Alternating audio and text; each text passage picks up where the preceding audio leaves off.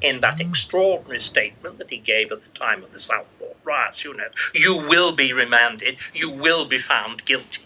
This is, again, going back to the 16th century, that famous note of Thomas Cromwell in his Remembrances, to try the Abbot of Glastonbury and to find him guilty, which does rather prejudice the outcome of the trial. But what's striking is the use of actual procedure to compel a specific plea, and also the use of procedure actually to punish. And this seems to me to be one of the most dangerous things that's emerging now with the police. You're actually using procedure as a means of either coercion or punishment.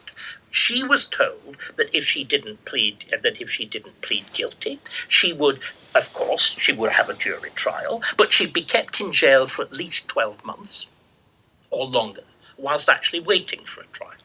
There's been other cases that have come up recently, again, thank God, with their consequences cut off by the Free Speech Union. There is that firefighter called Mr. Moss in Staffordshire, who found himself being dismissed by the Staffordshire firefighting force and remonstrating about it online. And he finds at 7 o'clock in the morning Plod turning up at his door. He finds Plod, so that's usually 7 o'clock.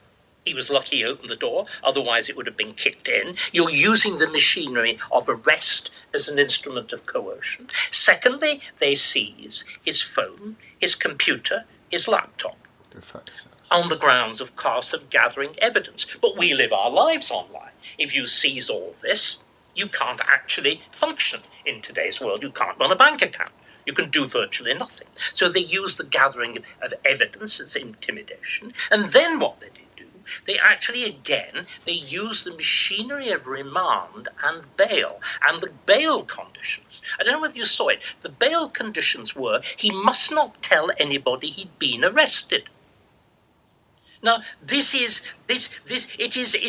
and indeed, thanks to the Free Speech Union and a brilliant counsel who argued the case, it was indeed ruled to be unbelievable and actually Orwellian.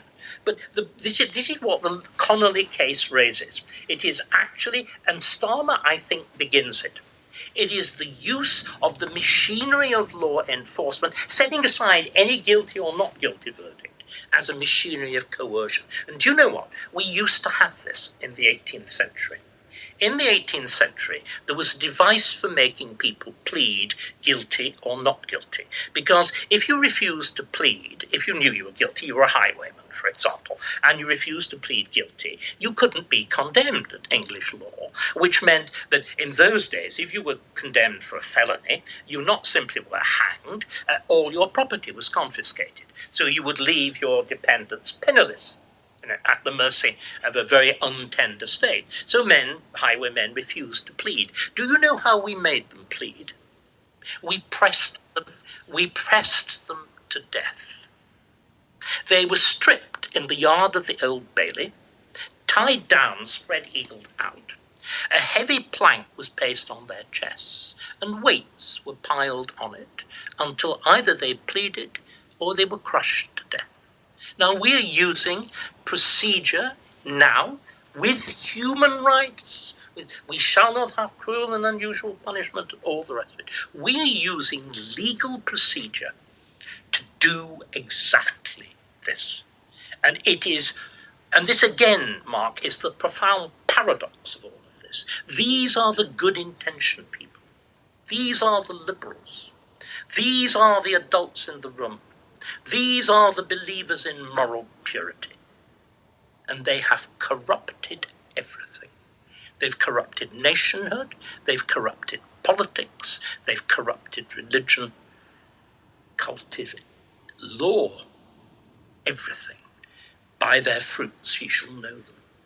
David, it's been a wonderful discussion as ever.